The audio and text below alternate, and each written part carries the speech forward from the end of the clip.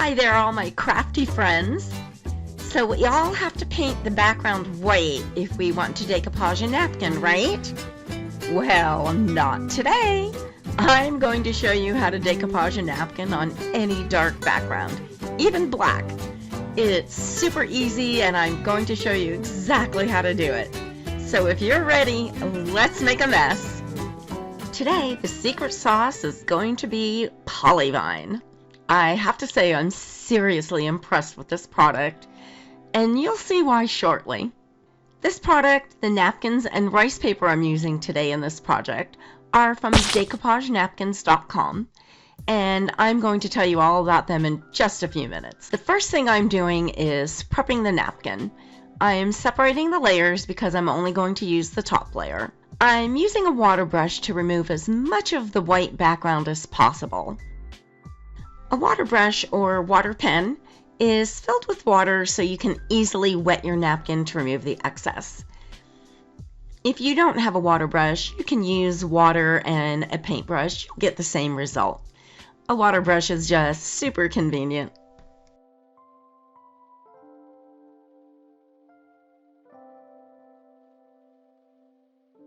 To get into tight spaces, I'm wetting it and using tweezers. It's important to remove as much as possible. DecoupageNapkins.com has such a great selection of rice papers as well as napkins that you can purchase one at a time.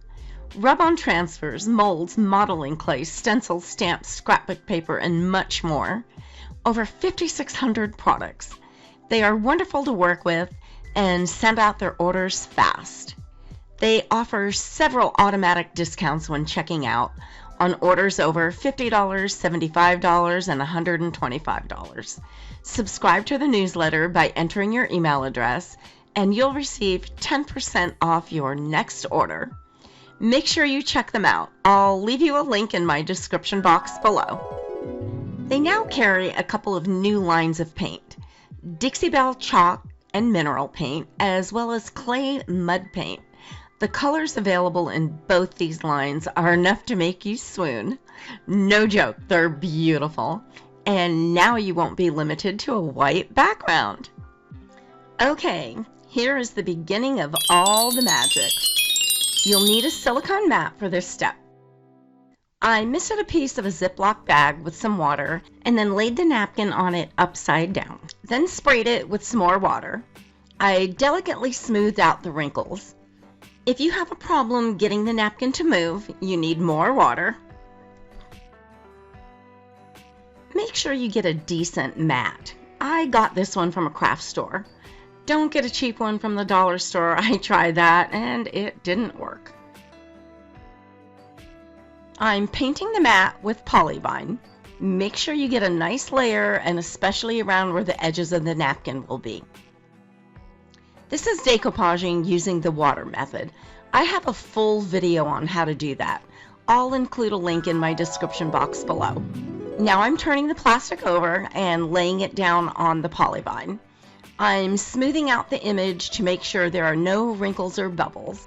Then I can remove the plastic and I'll let this dry for about an hour. One of the beautiful things about Polyvine is that it dries super fast. If you're enjoying this video, please let me know by hitting that like button. And why not share this with a friend? Thanks for doing that. I have another cute napkin with a bunch of toys on it. I just love their napkins. I'm using the Nutcracker and one of the teddy bears. I'm going to do all the same steps as I did with the Christmas tree.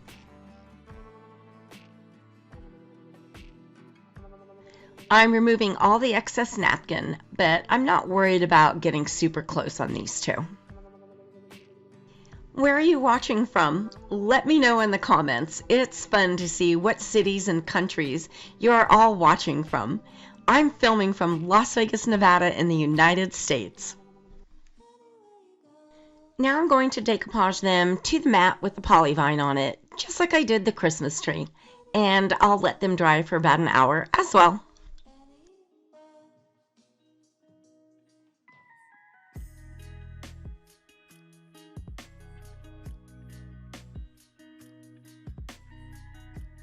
You can tell when they're dry. They start peeling up around the edges. They just peel up real easy from the silicone mat. I'm starting with the Nutcracker. I'm decoupaging him to a white background, so he really didn't need the Polyvine, but it makes the napkin so much easier to work with that I coated him too. I'm laying him on the plastic upside down and giving him a mist of water. Then turning the plastic over and laying the whole thing, plastic and all, on the section of the board that I've added the Polyvine to. I'm rubbing out the bubbles and then removing the plastic. Voila! Absolutely no wrinkles at all doing it this way. I'm taking my brush and just going along the edges to make sure the napkin is pressed down completely.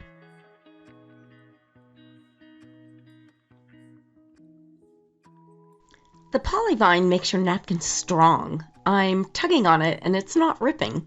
You can see what happens if you put a napkin on a dark background. It makes your image look muddy. Well, we're going to fix that with a little magic. I turned the bear upside down and I'm painting the back white. Just where the image is. I'm making sure not to go over the lines. I'm getting as close as I can without going over the edge. I'll let it dry for about an hour before moving on.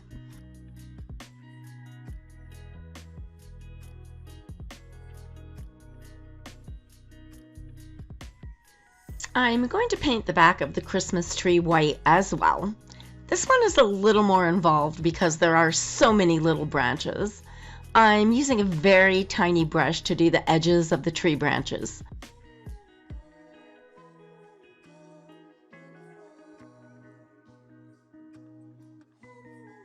Once I got all the edges, I used a larger brush to fill in the center. And this will dry for about an hour or two. I'm working on some great projects for the upcoming weeks. I'll be doing some decoupage, more 3D air dry clay, and mason jar decorating. Make sure you subscribe so you don't miss any of them. You can do this two different ways. You can leave the small amount of napkin edge, which will disappear, or you can fussy cut your image. I'm going to fussy cut the little bear so you can see that method. I'm going around the entire bear, cutting off the napkin's edge.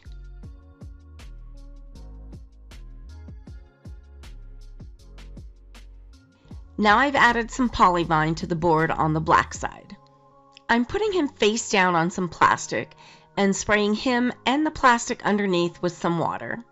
The water is making him pliable again, so he'll lay nicely on the Polyvine and create a nice bond. I'm laying him down, plastic and all, on the board. I'll rub out the bubbles and then remove the plastic. I'm going around the edges with my brush very carefully to make sure it's laying down completely. Remember, when decoupaging, water is your best friend. Isn't this amazing? To be able to decoupage a napkin on a black background is a real game changer.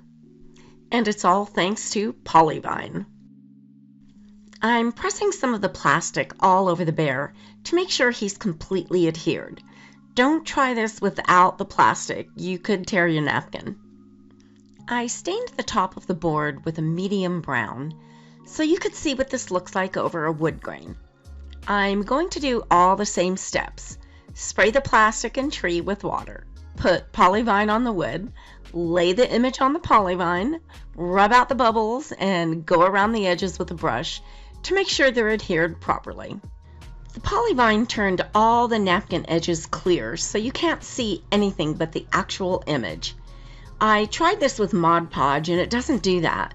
You can still see all the edges of the napkin.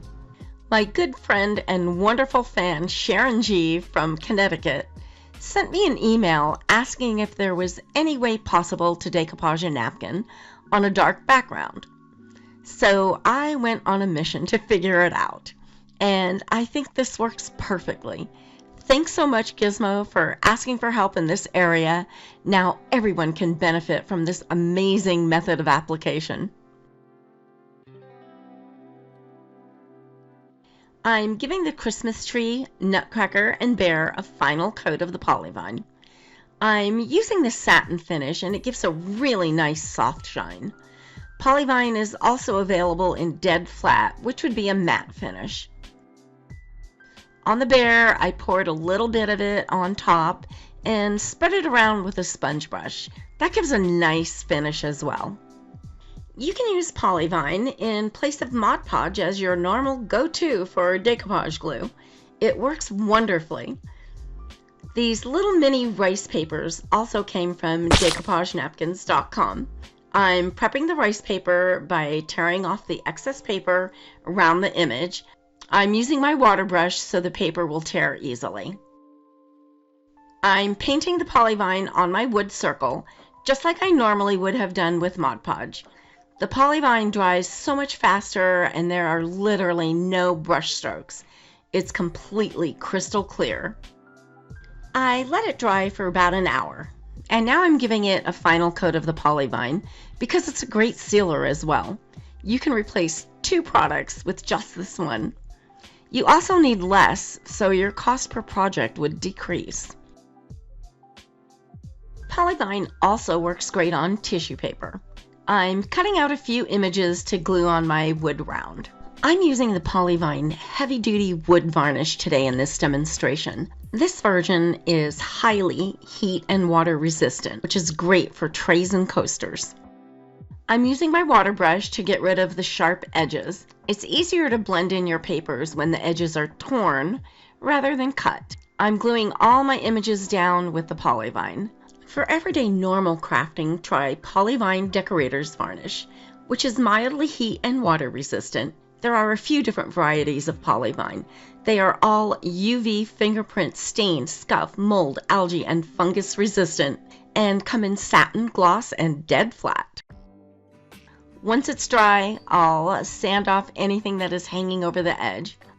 The sandpaper shears off the paper at the edge and gives your project a nice clean edge. And now a final coat of Polyvine to seal this project. I tried doing my magic method of decoupaging on a dark surface with Mod Podge. You can see that the edges of the napkin did not turn clear the way they did with the Polyvine. They completely disappeared with Polyvine. This is such a great product. Because of the UV protection, you can feel free to put your creations in the sun without fear of fading. If you click the picture on the right, you'll be taken to one of my playlists that has other similar how-to videos. Thanks so much for watching, and don't forget to subscribe by clicking my picture in the top right corner so you don't miss any future videos.